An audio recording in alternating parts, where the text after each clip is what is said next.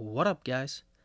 At this point, you have been listening to me yap my my lean, mean, protein munchin' machine of a mouth for almost 2 months now regarding DakotaPureBison.com. This time, I just want to check in with you and make sure that you understand the benefits of eating this locally sourced, homegrown, evolutionarily grazed. You're probably wondering what the hell that means. I just made it up. But it's actually the truth, because the fact of the matter is the way that Dakota Pure Bison feeds their buffalo herd is through agricultural rotational grazing, where they'll put X amount of buffalo on a plot of prairie land where they have evolved for centuries, millennia, and they'll keep them there for a little bit, and then they'll rotate them to another plot of land. So the initial plot of land where they were can go through its ecological cycle of being trampled down, eaten, pooped on. All that stuff will, with the wind and the rain and the sun, be cycled back into the earth. The buffalo grass will rise again, and eventually the buffalo will make it back to that plot of land again. So I'm here today to tell you all the best things about DakotaPureBison.com, which is their website. Not here to tell you about their website as much as I am to tell you about their product. I've been eating it for quite a while now. A lot of burger, a little bit of steak, and I got some ribs thawing out. Yesterday I made some sliders. Posted it on my story today. If you happen to... Actually, you will never happen to see that today because I'm posting this episode 2 days from now. My store will be long gone, but here's the point. When I go to the grocery store, I got a lot of options. I've got the big pack of beef. I've got the littler packs of beef. I've got the organic packs of beef. I've got, this and that and this and that. A lot of times, you don't know where that meat's even coming from. You don't know how it was raised. You don't know what's in it. You don't know all this stuff. The beauty of Dakota Pure Bison is that they are 2 local families in South Dakota raising buffalo the way they think it should be done. Rotational grazing, antibiotic-free, hormone-free, all raised on their pasture land, processed in town. You know exactly what you're going to get. With buffalo meat in general, you're getting lean, high-quality protein. And my biceps have already grown 3 inches around. So if you want bigger biceps like me, and you want to know what you're eating, and you want to support small business, local families, you can get your own meat by going to www.DakotaPureBison.com. Pick out your box, all beef, all burger, all steak. Get your variety. You can get a quarter of a buffalo shipped for free and frozen to your door. And you don't have to wonder what's in it or how it's raised, because I just told you. Besides that, you can use offer code DWP5 to get 3 inches added onto your biceps and 5% off your order. It's really a win-win. Check it out. Sliders last night. Blue cheese bacon bison burger tonight. We call that Cinco B. And it could be yours too. Steak on deck. Ribeyes coming in hot. Keep your eyes out. www.DakotaPureBison.com, the sponsor of our show.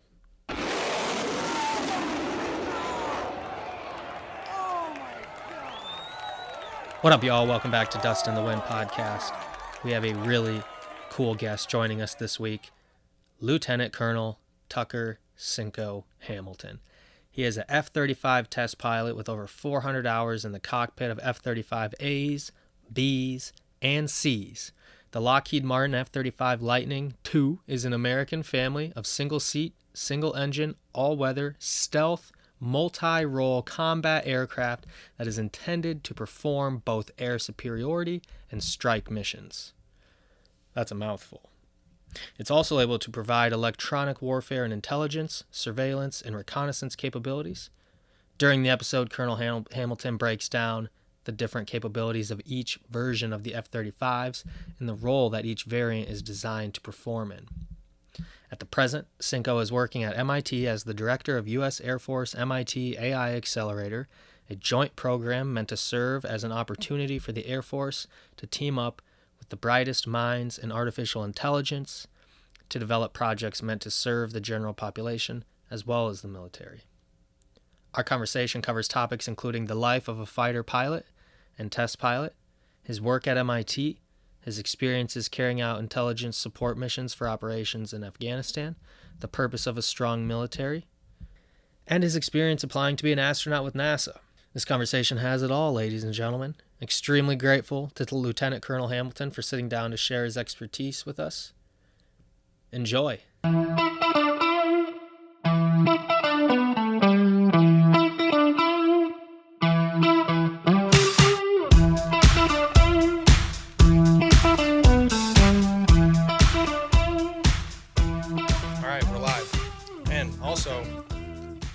Thinking this morning it would have been a nice way to I woke up in like a nervous funk all day. I was like, I want this to go well, and so I've been a little bit nervous. I thought it'd be nice to wake up and with a gallon of Jet A or something.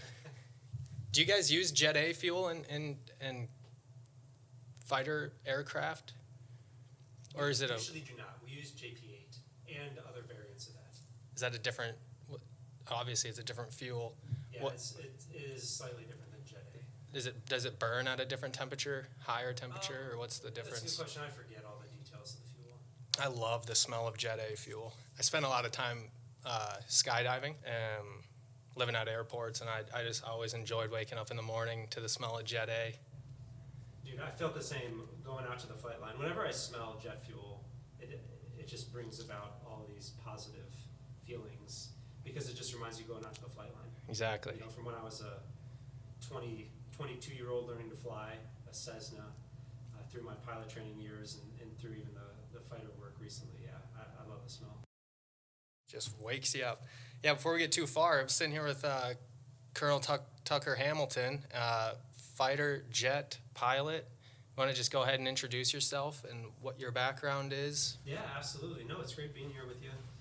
So I am in the Air Force. My background is a fighter pilot turned a fighter test pilot, and now I'm actually the director of the Department of the Air Force and MIT Artificial Intelligence Accelerator here in Cambridge, Massachusetts. So yeah, it's been an eclectic career that I've thoroughly enjoyed and look forward to sharing with you and your listeners.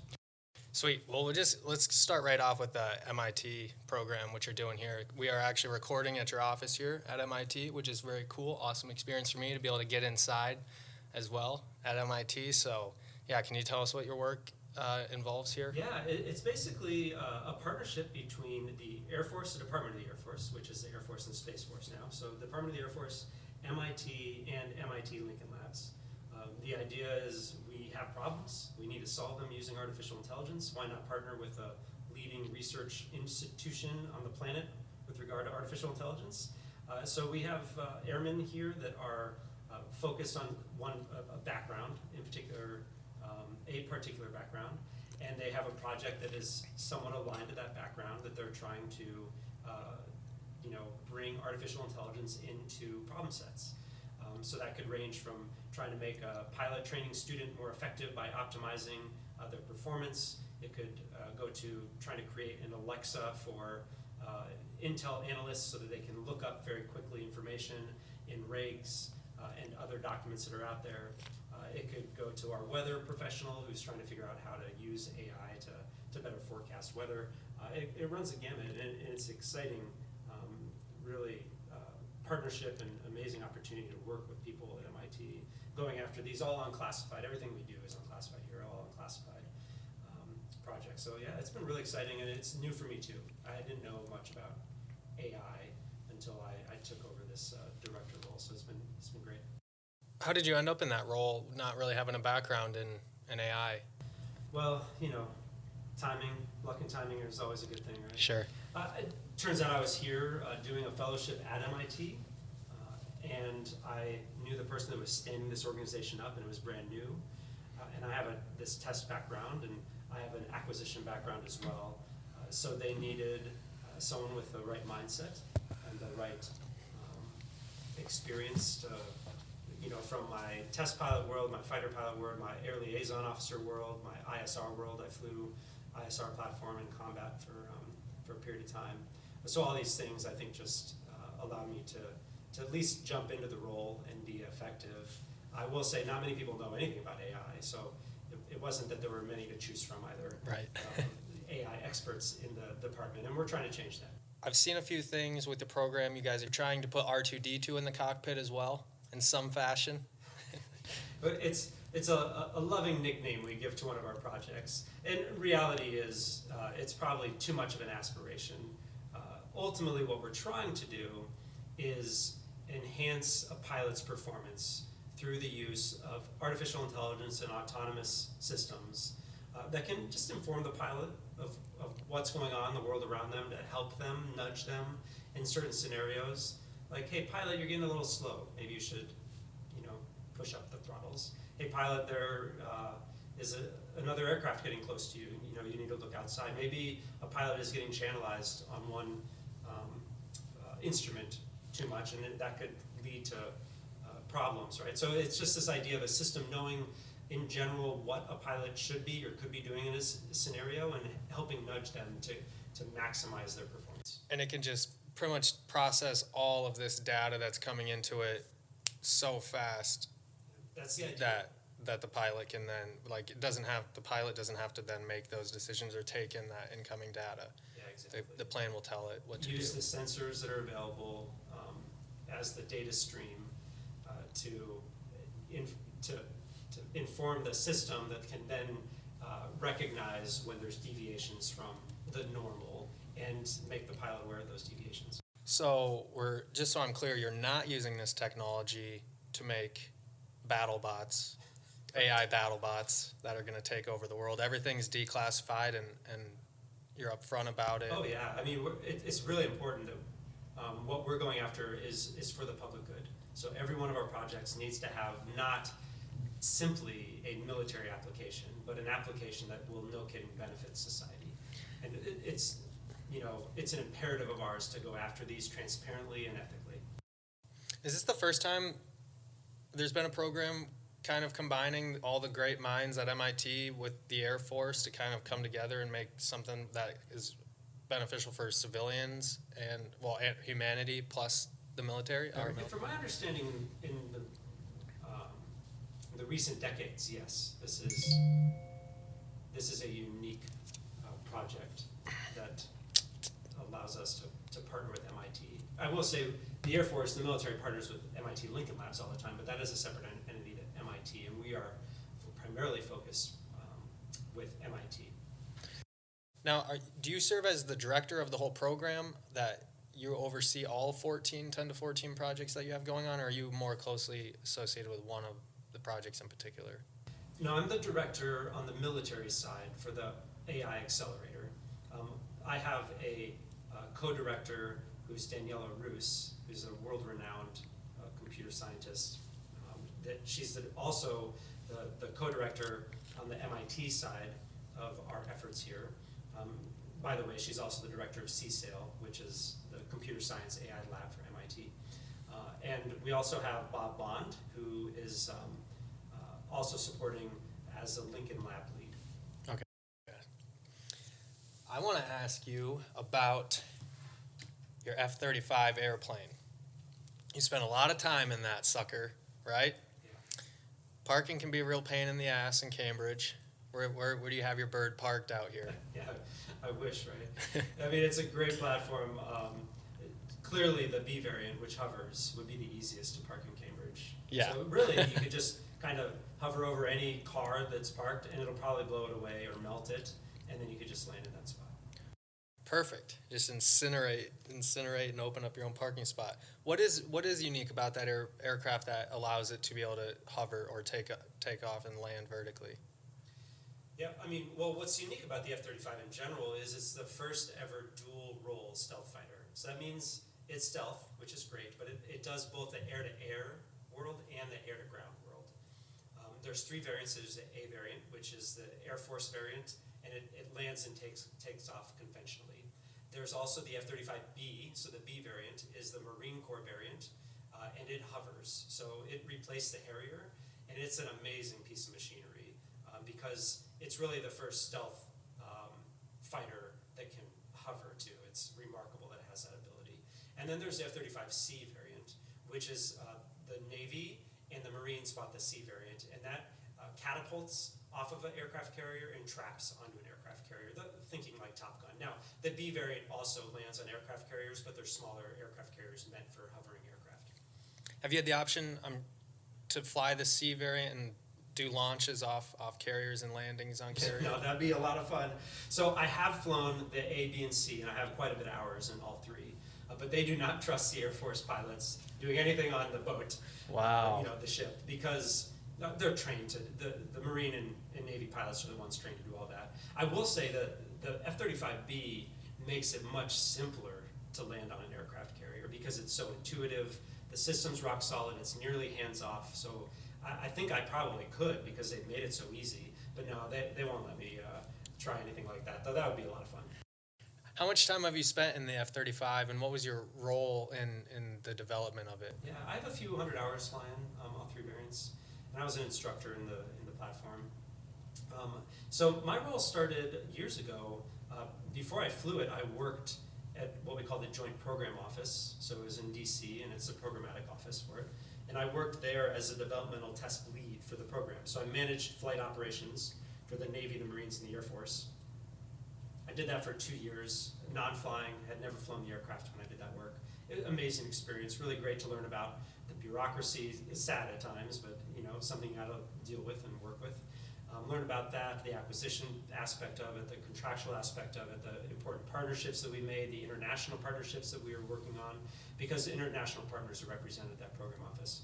And then from there, I went out to Edwards Air Force Base and was able to become the commander of F-35 development at Edwards Air Force Base. So that was a role in which I led a team of around 1,000 people, and we were developing and flight testing the F-35 A, B, and C variant. So commanding that organization was just a highlight of my career. Is fantastic. And what we did at Edwards was what we call flight science testing on the F-35A. So imagine the interaction of the airframe with the atmosphere. How high can it fly? How fast can it fly?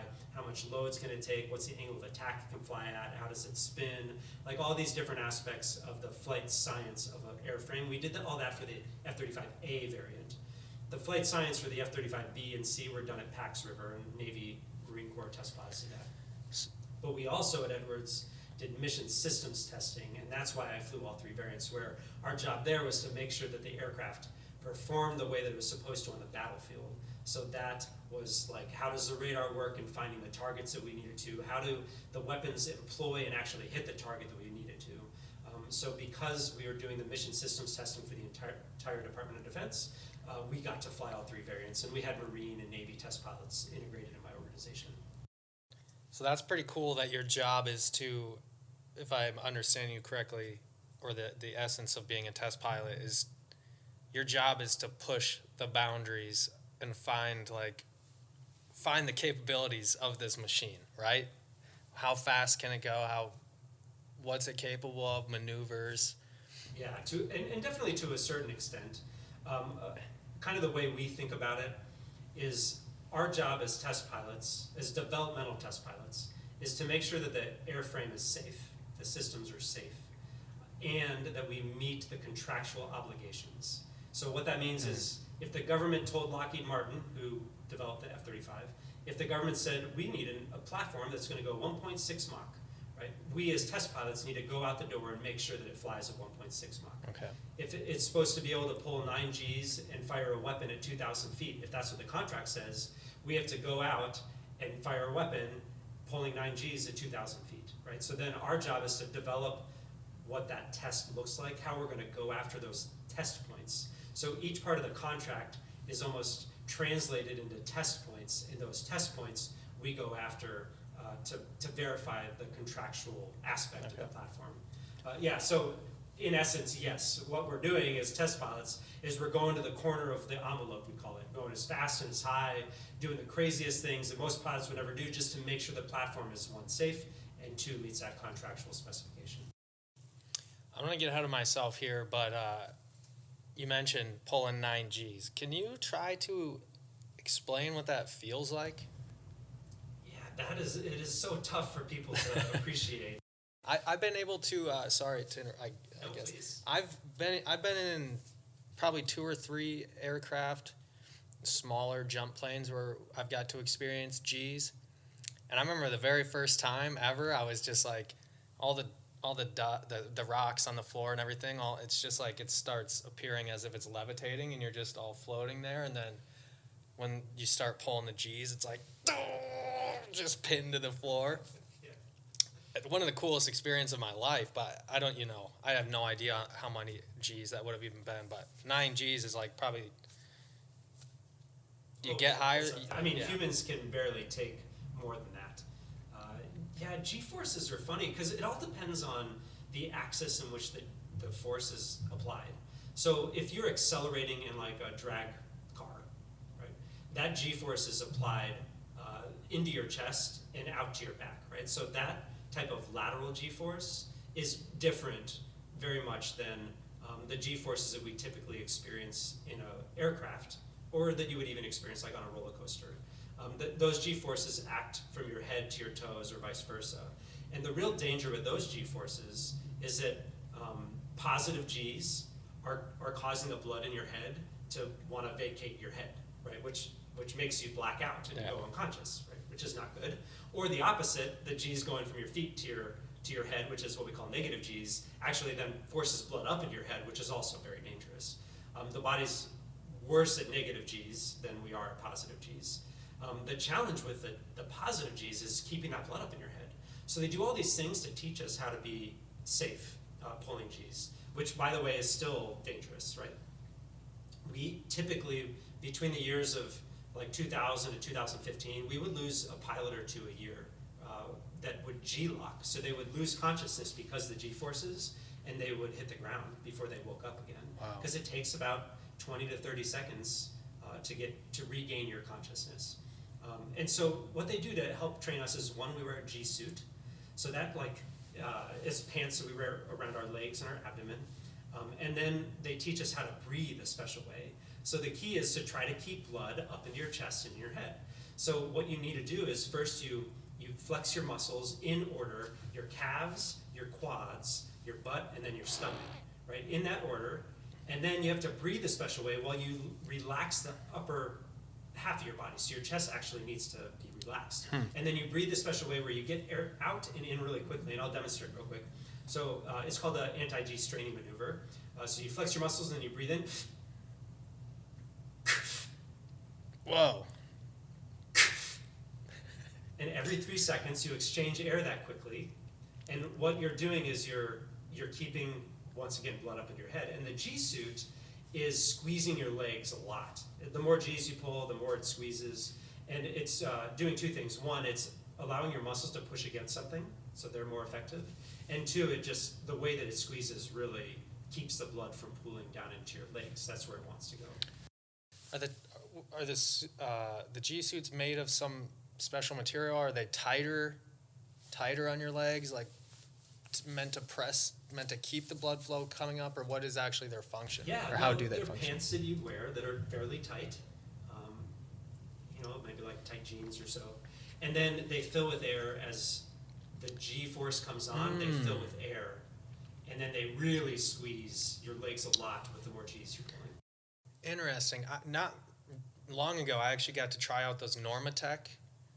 They're meant for recovery, but they're like inflatable sleeves that you put around your legs, and they go through like a pulsing motion where they start down at your feet, and they're meant to push the blood up. Maybe it functions similar similar to that, less bulky. Yeah, I'd be curious to know how that would work in, in a plane. But yeah, the idea is that they fill with air and squeeze the crap out of you, so that you can keep the blood from pooling in your legs. That's nuts. How many times have you pulled 9Gs in your? All the time. All the time. And it's intense. When people ask what it's like, it's nothing really like riding a roller coaster. You pull like 2 or 3 Gs in a roller coaster. I think on a pretty intense roller coaster. I may be even wrong. That may be more than typical. But yeah, 9 times the force of gravity on your body is tough. It's like you're drowning and you're trying to grasp for air and your body's screaming at you and your blood vessels are even bursting at times. Now, you can't really feel that while it's happening, but just everything is weighed down. Your vision can be decreased. And the real challenge is we're not just pulling 9Gs to survive. Like, that's not our only mission.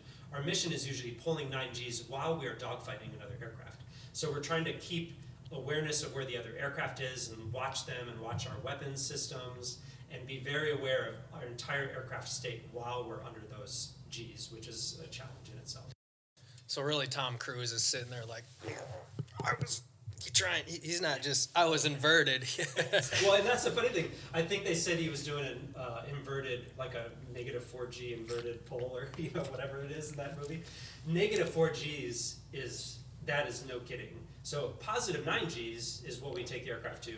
Aircraft typically, there's like -2, -3 Gs is the most you can do. I've pulled pushed -4 Gs in an aircraft before, and it's intense, man. Because then you have to worry about redding out, which is when blood rushes up in your brain and it can kill you. So yeah, there's no way he's doing it in -4G inverted. So whoever told him that he was wrong, or was a liar, they were right. Come on, Matt, tell the truth. Yeah, we'll get our next lie or our next exaggeration coming up here pretty soon. I think that movie's coming out. So we talked on the phone last week. I told you just like, I imagine your job as like the peak of human experience. Sitting at the controls of a machine that powerful, precise, fast, I just can't imagine that there's any other thing to experience as a human being that is quite that incredible. Is there any way to describe how that feels? The power even? Yeah, no, it's a lot of fun. Flying these aircraft is an exciting experience. Now, mind you, we get trained for years before we get into a fighter aircraft, and then years beyond that to be effective in a fighter aircraft. So it slowly kind of is a developed skill. And really, it's such a team sport. Like, that's what I love about flying a fighter, or being a test pilot in particular.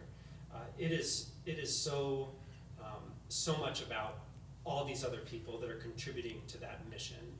As a pilot, I'm the actuator of the system, but the engineers, the maintainers, the instrumentation techs, the acquisition professionals, the contracting officers, the list is very long on all the people that have to come together to make a mission happen. And while we're doing a mission, it's just so amazing to be the pilot in the air with a control room of like 40 people on the ground supporting you. Right? So each one of my missions, I'm on hot mic. Everything I say, they hear. They usually have like what we call a test conductor on the other side of that radio that's a conduit to me, and that test conductor is running a control room anywhere between 5 and 40 people, and it's a control room you'd imagine on like a SpaceX mission or a NASA mission, right? Big screens in front of them, and there's a propulsion person, and there's a flight controls person, and the list kind of goes on. And they're all monitoring all the aircraft and the systems and how it's performing and the different loads on the aircraft and safety parameters. And they're working together as this amazing team and then communicating to me like what our next maneuver is, how the last maneuver went, things I need to think about. So it's just such a cool team environment to be a part of. And when it comes to, kind of letting loose in the airframe, yeah, man, it's really hard to beat flying around at 600 miles an hour at 100 feet. Right, just the adrenaline and the rush. There's nervousness there too. Right, you have to be on edge because you can't afford to make any mistake. So it's kind of cool to be in that world. Though I do prefer to fly a little bit higher most of the time because flying low to the ground, you don't have much room for error. No. anything in life that draws just such that intense focus, maybe driving in bad road conditions for me sometimes. Yeah. It's just, I like having something that forces me to be locked in, on edge, like you said, is focused on the task at hand. One thing too, before we move too far past G's and that, what is the Air Force, or what do you guys do in terms of training your body, or different exercises that you do to kind of keep your career long and enjoyable? Yeah, the Air Force is really engaging with this right now, because for decades they would encourage us to work out, but there wasn't much beyond that encouragement. And they're really understanding now that they need to train us how to be most effective and to have a longevity, because it is very rigorous on your body. So for me, it was a lot of Pilates work, a little bit of yoga work, a lot of leg strengthening. So your core is really important, your legs are really important as a fighter pilot. So a lot of repetition to, like, what should I say, I'm getting the word wrong, but like low weight but high repetition for your legs. And they would do certain testing that we'd have to do. So it's called the FACT test, a Fighter Air Crew Conditioning Test. And so we'd have to do like these leg presses, but you have to do like 10 counts. So you'd have to do 10 counts of certain weight based on your physical weight. You'd have to do certain weights of bicep curl and leg curls. And one of them was having to do a leg press. I think it was, I don't remember the numbers, but it was like 1.5 or 1.8 something your weight, and you would have to do 50 reps. Wow. I may be saying it too much, because that does seem like a lot. That'd be a good amount. But either way, you had to do 50 reps of that, and that's a lot to be able to do. So it's a lot of that type of work to keep you in shape. But I tell you, a lot of neck injuries, a lot of back injuries, because you can imagine you're wearing a few pound helmet, you're turning around trying to look behind you to see if there's any enemy aircraft, and then you're pulling 9Gs, right? And your neck and your back are just getting completely crushed. And so it's an emphasis item right now to make sure that we are staying as safe as possible so that we can have that. Yeah, imagine puts a lot of stress on your vertebrae, on all of your whole spine. What can you tell me about the helmet of the F-35? And when you're strapped in, do you just have a classic over-the-shoulder harness? Or, because like you said, if you're pulling 9Gs and you have all that weight, and the helmet for that aircraft or that plane is huge, right? And it's like the closest thing we have to Iron Man. Yeah, the helmet is amazing. This is for the F-35. Yeah, the F-35 helmet. So it is, it's really an amazing piece of machinery. And I had my doubts, because I've flown with advanced helmets before. In the F-15, we'd call them the JHMCs, Joint Helmet Mounted Cueing System. And it gave you augmented reality. And I flew the F-15 before we had that and after, and it was very helpful. It just gives you so much information of the world around you, which is great. But the F-35 helmet is just another step up, and it's well balanced, which is really important, because when you do pull those Gs, it feels better than the JHMCs helmet, the older helmet. The thing's like $400,000. Yeah. Right. It gives you the ability to see a lot in front of you, but it also has this amazing ability to give you video feed of the world around you. So there's something called the DAS system, DAS, and it stands for Distributed Aperture System. There's 6 cameras that are on the skin of the aircraft looking outside the aircraft, and weaving together that video and piping it into the helmet. So in the helmet, I'm able to pull up this video that allows me to look beyond the aircraft, which in essence allows me to look through the aircraft. It's IR based, so it's an amazing source of navigation at nighttime. It turns night into day. And it allows us to see like missiles coming in at us. If we look down, we can see certain features on the ground beneath us if needed. And then you just have that capability. You can imagine other capability that could come with that, right? If you have the ability to put in video in a pilot's helmet, right? That's a pretty awesome potential that we can bring in. Gives you like full panoramic 360-degree view, essentially, right? It can. So you can select certain cameras to look at. Oh, okay. But yeah, The helmet is actually a little more restrictive than older helmets because it has a connection point. In terms of movement? Yeah, so it has a connection point behind the neck that kind of wraps around your body and plugs into the side of the aircraft. So it's a little bit harder to like look at your 6 o'clock. So 180 degrees, it restricts it a little bit more than the conventional helmets did. But still, like it gives you a lot of awareness. And it also gives you your heads-up display. So in the F-35, there is no heads-up display, which kind of blew my mind originally. And I was like, that can't be possibly as reliable as a HUD.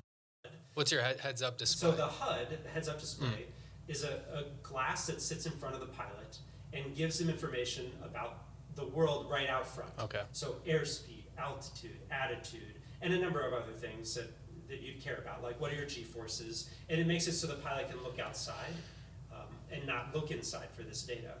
Well, the F-35 doesn't have a HUD. It has a helmet, and in the helmet, it looks like there's a HUD in front of you. Right. So as you look away, the HUD is kind of, it looks like it's stationary right in front of you, but it's not. There's nothing there really. So it's pretty neat to have that. Yeah, this is the Iron Man portion of it, Yeah. where it's just right in your helmet. Do you have a favorite maneuver to do in an aircraft? I was creeping through your Instagram today, and I saw you posted this video called the tail slide, which looked pretty fun. It's an awesome maneuver. Yeah. Could you explain how you do that and why? Yeah. So the tail slide is something that we do in a lot of fighter aircraft. And we're just assessing how the aircraft performs when it basically runs out of airspeed. So it's easy to imagine just an aircraft flying straight up until it runs out of airspeed. And then it falls back down. And as it falls back down, its tail is falling first. You want the aircraft, you need the aircraft to basically flip over and the nose to be pointed down and to stay down as you get airspeed over the wings, and that produces lift and you can fly away safely. So the testing we'll do is to make sure that that happens, and it doesn't always happen that way, right? Sometimes the aircraft will start tumbling, and then you basically need it somehow to get enough air under its wings so that you fly away from it. So we do testing to make sure that it can be safely recovered, and that's a lot of fun because you're not throwing caution to the wind. Like, mind you, this is all engineered beforehand. We have a really good idea how the airframe is going to perform, and we mitigate a lot of the risks so that it's not a dangerous maneuver, but it's a lot of fun because the aircraft is just kind of like flopping through the air, Right. and you are somewhat, you're not in control of the aircraft at this point, so it's fun. I'd say my favorite maneuvers is something we call the clam maneuver. I always enjoyed it. So a clam maneuver, it's going to be really hard to explain to your listeners, so I'll go quickly through it because it probably, even if I spent 10 minutes, it would still be confusing. But it's basically a max performance turn at slower speeds with a full boot of rudder.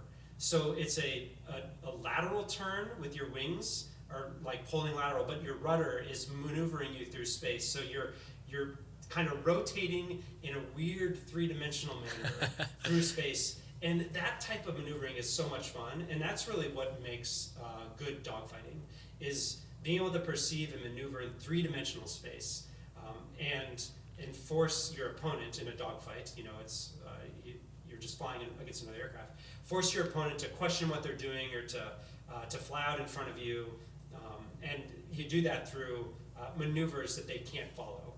And so those are kind of my favorite flying maneuvers to do. Did you ever hit somebody with a clam to get them off your tail? Oh, yeah. Yeah? Oh, man. Yeah, it's actually funny. The first time I ever did a clam, it was my first time being a defensive fighter in a dogfight. And I was brand new to the platform. I had only flown like 10 flights before it. And I heard someone talking about this maneuver kind of on the side. I wasn't even a part of the conversation. And so I was like, I'm going to give that a try against my instructor. So I'm brand new. I'm a student pilot. I still am like not even fully qualified in the plane. I'm a student pilot. I go out the door and I'm defensive. So it's a setup where you start off where there's an aircraft like that's about to gun me is the scenario.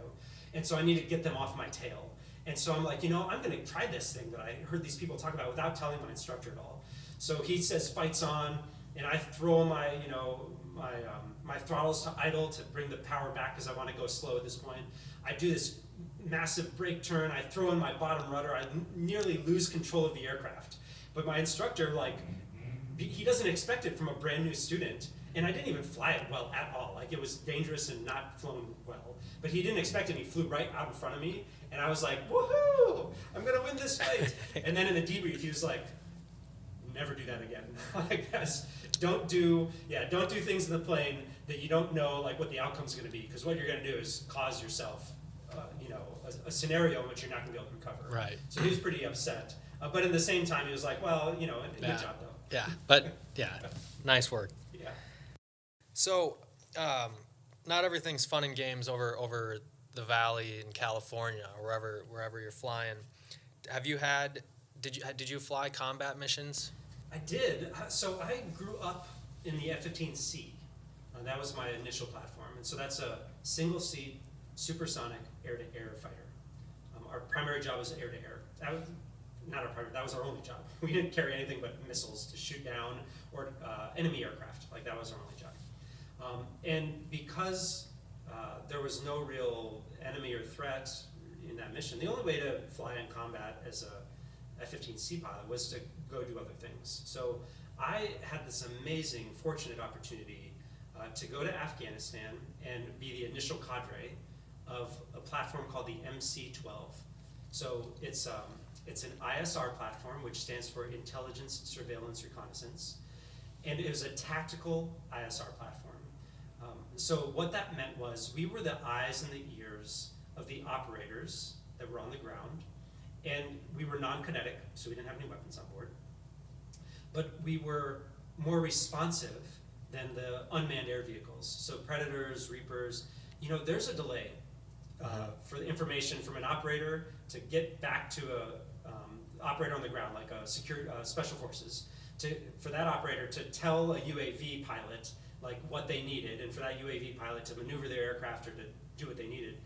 And that took like 7 seconds, which may not sound like a lot for your users, but in life and death scenarios, it's too much.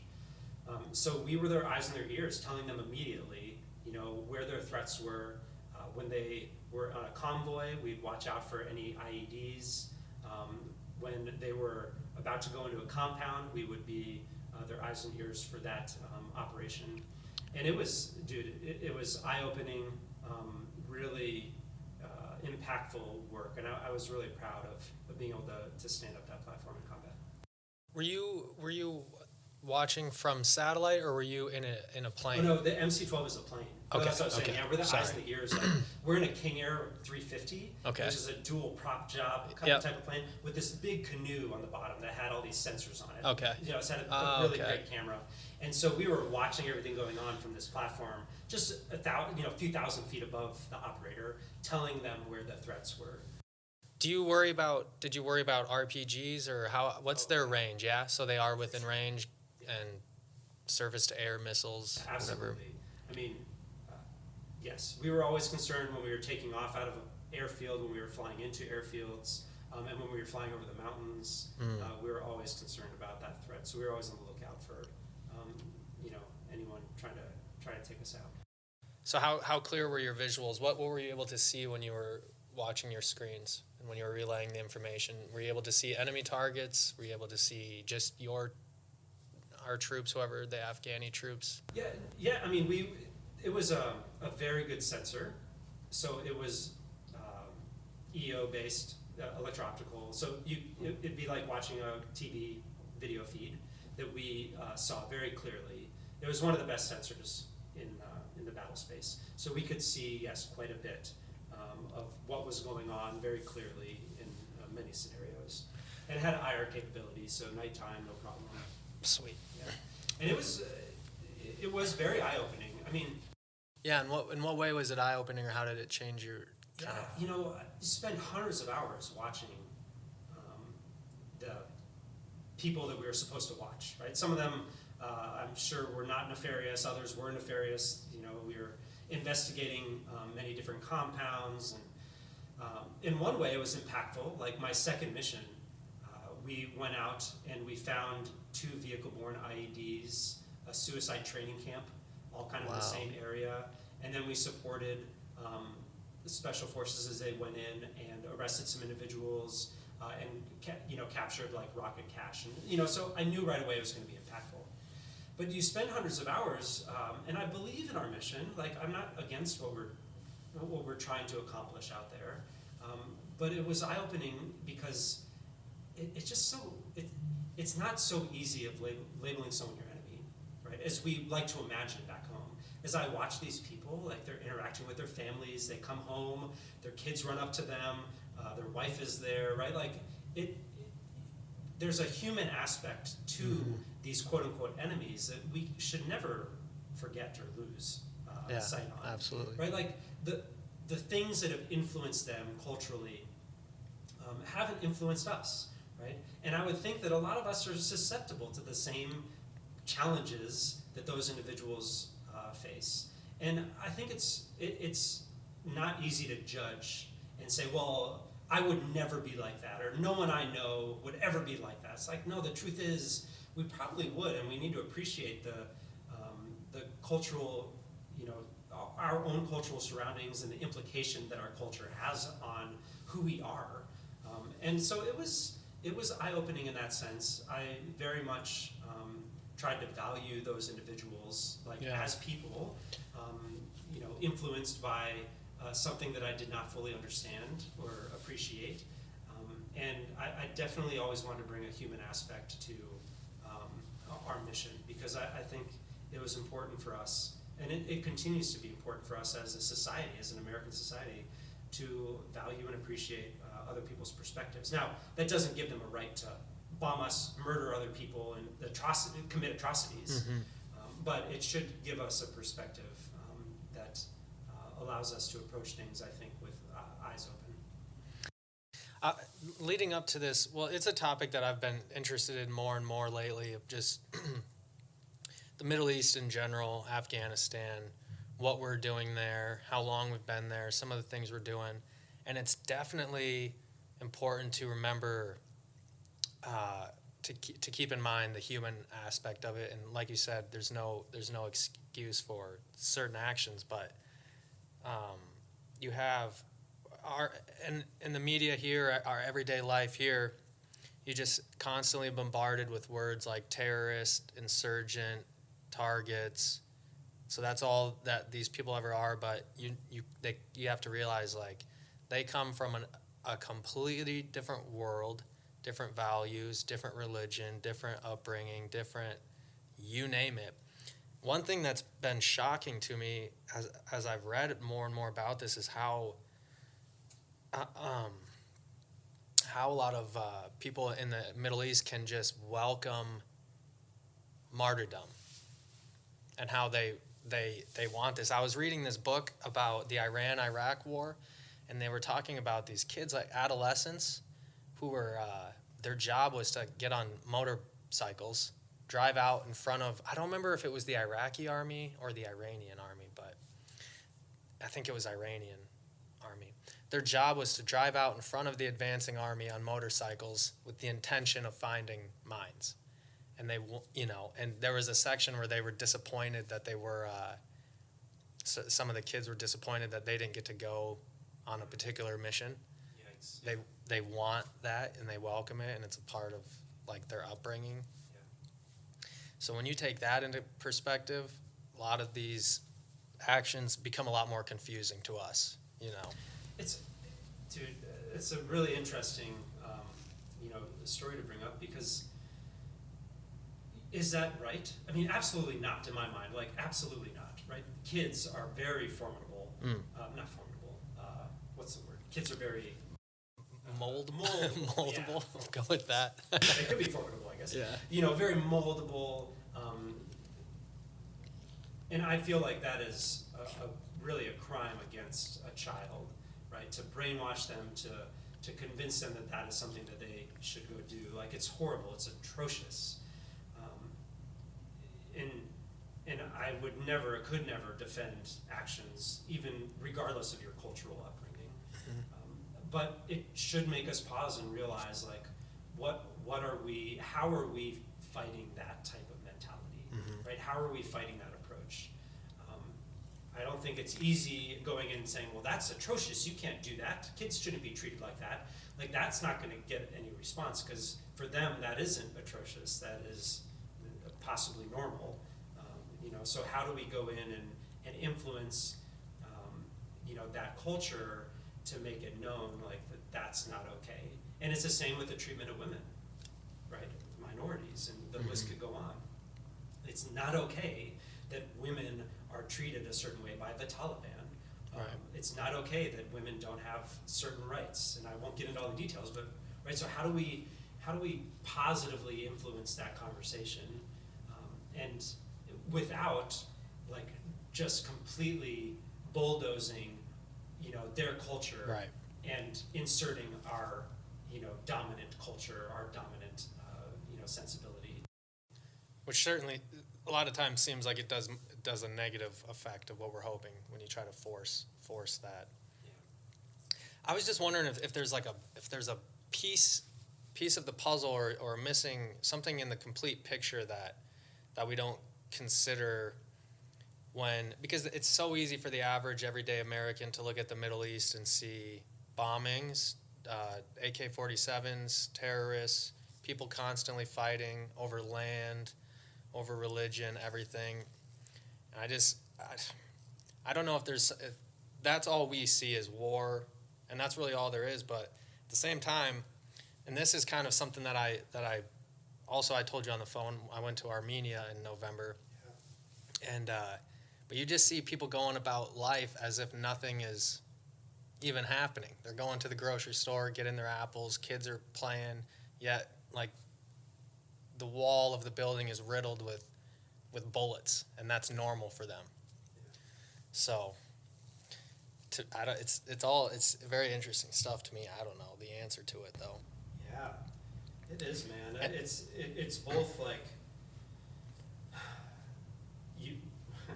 you have a huge challenge to bring about freedom, liberties, that as we see it, right, which may not be the way others see it, which is a challenge in itself. We have to worry about our own freedoms too and our own liberties, right? I think that it's a warning as well for free societies to be aware of like how do we govern ourselves and how do we put in place checks and balances to ensure that truth is out there, that misinformation, disinformation isn't the king, right? That there's actual truth, and how do you quote unquote police our society? And I'm not talking about real policing, but like how do we support each other to make sure that we're able to thrive in these environments and to grow? And it's a challenge. I feel like it's almost getting more challenging as we're seeing in our society, even with social media and other things that are going on. So it's both a warning, for our own society, but also should give us pause on how we judge others and how we expect others to live out our idea of liberty. Right. It may not be their idea of liberty. I love the idea of speak softly and carry a big stick in terms of like the U.S. military and defense.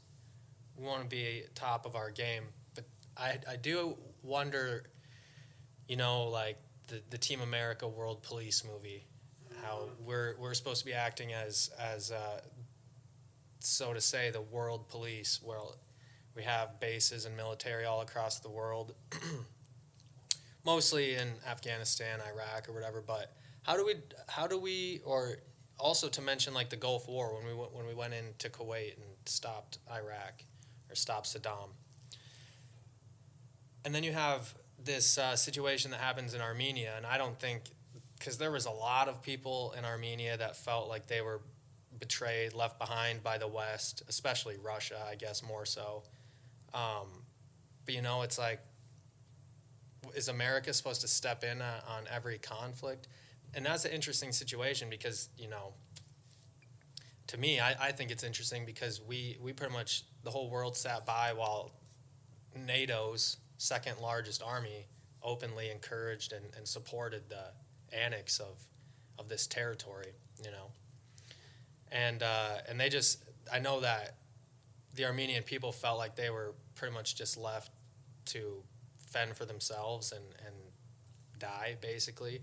And Russia, actual official allies, I believe since 1992 or something.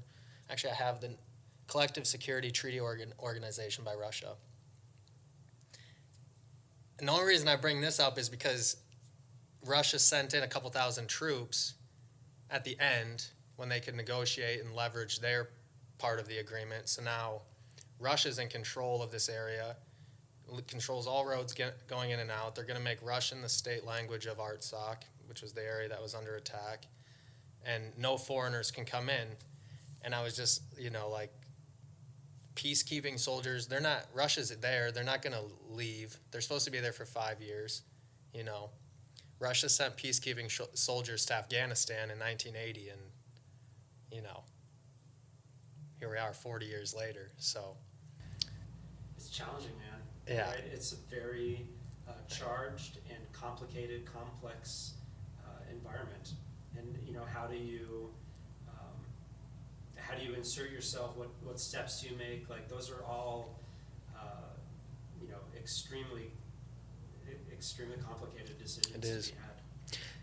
And I think what we can do, right, as American citizens, as citizens of the world, right, I think we need to try to take care of ourselves, our families, our local communities, right, like stay focused on that aspect of it, while still being a voice of truth, a voice of unity, providing perspective, being open-minded, like those are the things. It's like, when your parents are trying to teach you how to behave in certain scenarios, like, I don't know, but what you can control is you, right? Like, what you can do is make sure that you are, being reflective and responsible and trying to make the best decisions, and that's probably good advice in these scenarios. Like, I don't know, it's tough. You could take that to a step level and father an entire country and say, put more money in your military budget, which is what the, Azeris did for the last 20 years. So you can control what you can control. Yeah. And, I do think in the same breath, we need to understand or appreciate the value of our society and how it is threatened. Like, freedom is not free, and it probably will never be. Right? There's always going to be threats to, like, individual liberty is what it comes down to. And so how do we counter that? How do we continue to be a voice for those individual liberties? How do we continue to be transparent and ethical with our weapon systems, our militaries, our government actions, our economic policies, right? And all of that is extremely important for us to realize that it's still needed. But we still need to, like, put a lot of effort into doing it the right way, because there's some serious threats out there, even to our own liberties, and we need to be paying very close attention, or we're going to find ourselves in, I think, some pretty dire scenarios. We don't need. Here at home among ourselves. Well, I was thinking on the international scale. Oh, okay. Yeah, here at home. Okay. Yeah, absolutely. Yeah. Right? Any of the above. There's threats internal and there's threats external, and we need to understand those threats, because I think if there was a true understanding of what those threats posed, people would be more willing to unite, come together, and realize that there's something very important that we have to fight for here as Americans. Yeah, I agree. People, that's why it's just, I always like to just share other perspectives on, what other people are going through, especially compared to us, what we've got going on here in America, to help people understand. A few other things that I want to get to, because I know you got a hard out of 4, right? Some softer topics. I want to ask for myself, but probably for others at this point. If I'm a high school kid, or, really anyone in general, me, interested in becoming a fighter pilot, like, what steps can I start taking at a young age to set myself on that path? It's an important question for kids to ask when they're in high school, because it is a long path to get there. If you want to be a fighter pilot, you need to be a commissioned officer in the military. So to be a commissioned officer, that means you need to go to the academy, or you need to go through Air Force, Navy, ROTC, so that's a college program, Reserve Officer Training Corps, or you need to go to officer training school, which is something you do after you graduate from college. With a bachelor's. Which right. a bachelor's, yeah, you have to have a bachelor's degree to do that. So you need to know that if you want to be a fighter pilot, you need to go become a commissioned officer. You need to do well in your commissioning source. I think ROTC is probably one of the easiest. Like, the academy's hard to get into. ROTC is something available at almost every college in the nation. And even if it's not at your college, you can go to crosstown colleges that have it, and you could go through that program. So that's really important. What also is important is you need to do well on certain tests. It's just understanding, right? If you really want to go after this, you need to understand what goes into it. Well, sure, you need to be an officer, but what goes into selecting those people? Well, the folks that have the highest GPA coupled with the highest Air Force officer qualification test scores for the pilot, along with those that have the most flying hours. And so there's all these different things that go into the equation to select who is going to be able to go to pilot training. And so you need to understand those wickets, and so you're setting yourself up for success. Do you need to have an engineering degree? No, absolutely not. You have a history degree for all that, the Air Force cares. If you want to be a test pilot, you need to have a STEM degree, so you do want that engineering degree. And I saw that you did some schooling, maybe a master's as a Tennessee volunteer. That's right. Yeah. I gotta say, just for that, go Doors. All right. Whoa! I just need that to be out on the record. Yeah, I have a master's degree in aerospace engineering from the University of Tennessee. But yeah, so once you get that and you get a pilot slot, then you have this whole pilot training experience to go through, where it is extremely competitive to get a fighter slot out of that. So the list goes on of challenges that you're going to face. And what I'd say is, one, don't corner yourself into just wanting one thing, right? If you say the only thing I want is being a fighter pilot, well, I'll tell you, there's other extremely rewarding experiences out there, flying other aircraft or doing something else. And being a fighter pilot is definitely not for everyone. There's a lot of people that are listening that are probably like, I'd love to be a fighter pilot. You would hate it. Yeah. I guarantee you would hate it, right? So you need to be open to that. The doors may open and close, and understand how to pursue something but not let it consume you. And then be very disciplined with your approach with school. I worked very hard. A lot of people work hard. I was very effective at managing my time and not wasting time. I was very efficient. I cared very much about leadership. I cared a lot about people, so I focused on that. While I also, didn't do anything in particular to make me good at being a fighter pilot, right? Other than just trying hard at what I was doing, doing well in school and taking care of people. And then when opportunities came, right, try to take advantage of them and work hard, to be effective at the skills that I needed to be effective at.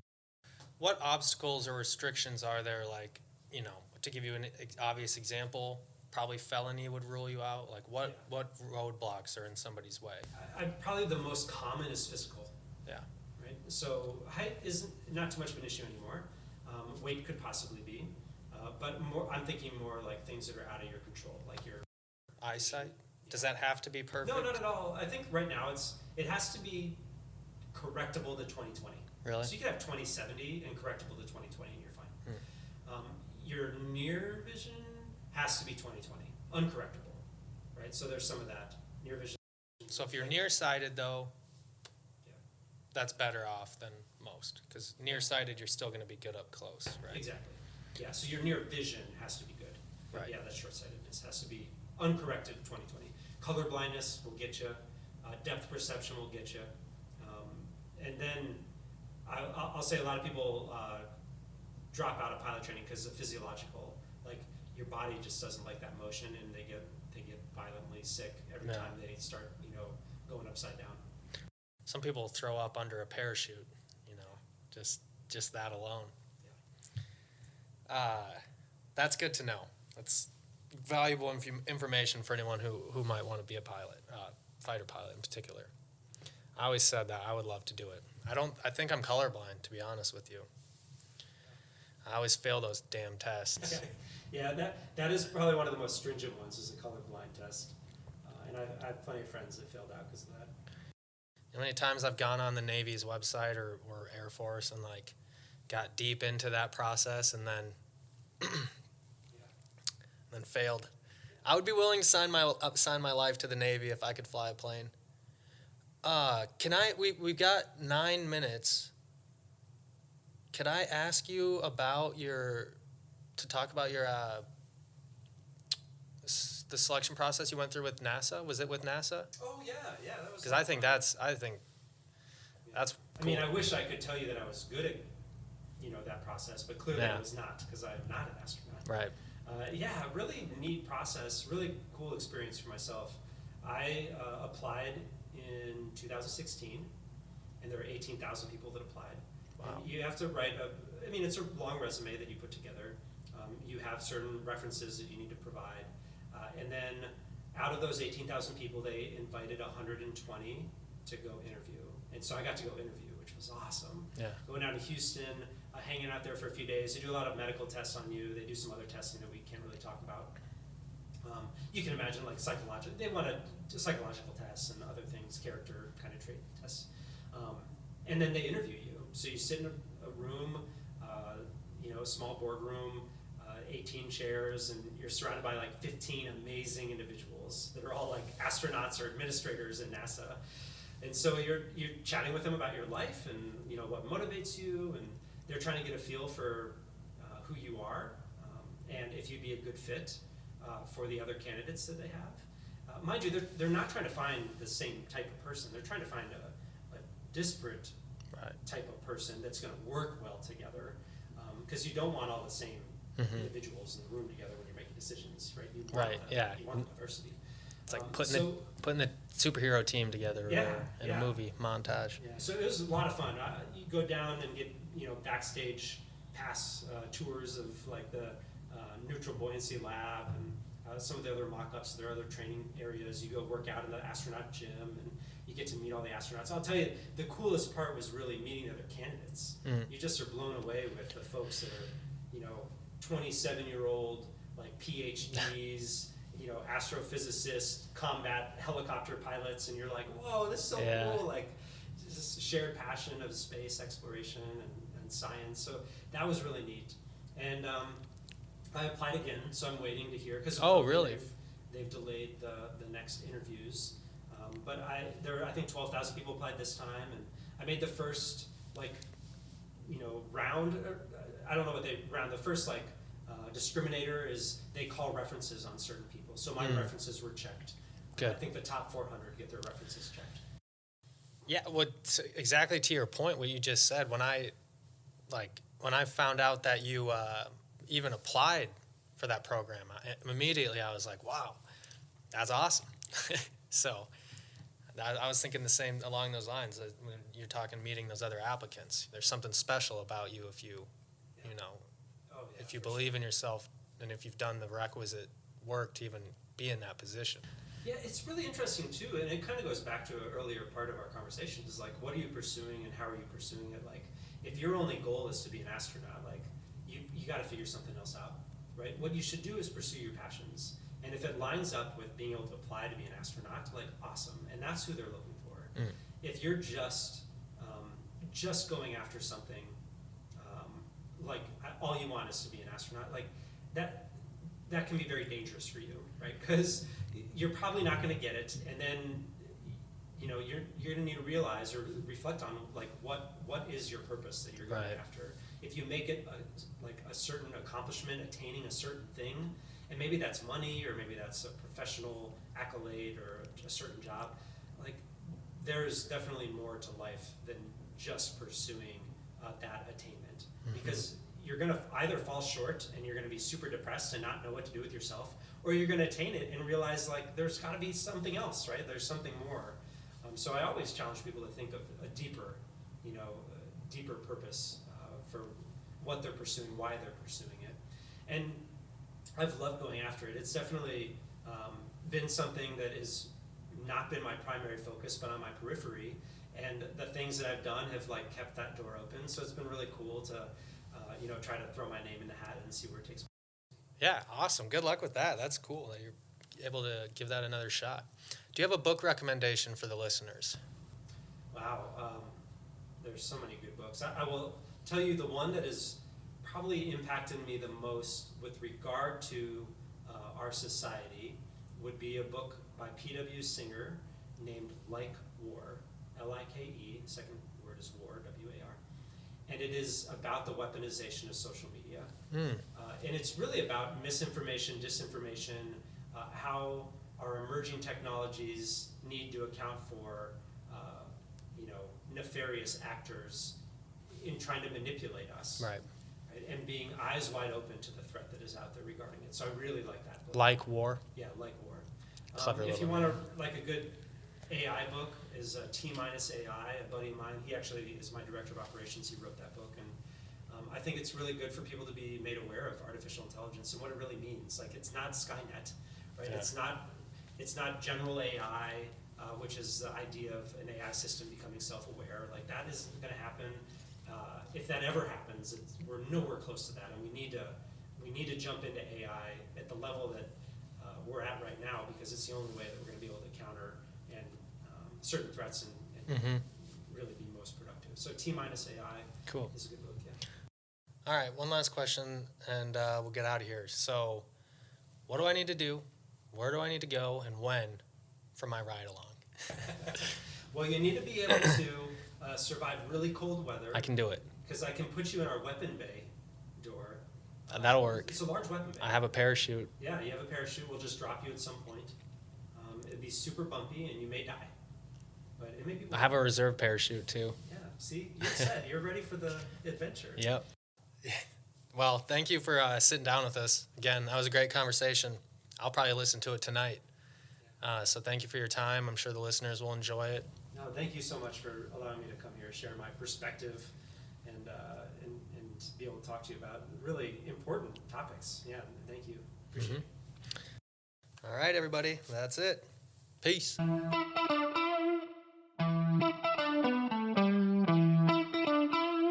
That'll do it for this week. Thanks again to our guest, Lieutenant Colonel Tucker Hamilton, for sharing his stories, expertise, and wisdom with us. Shout out to our sponsor, Dakota Pure Bison, as well. You can show your support for Dustin the Wind by hitting up their website for some buffalo meat. Get some.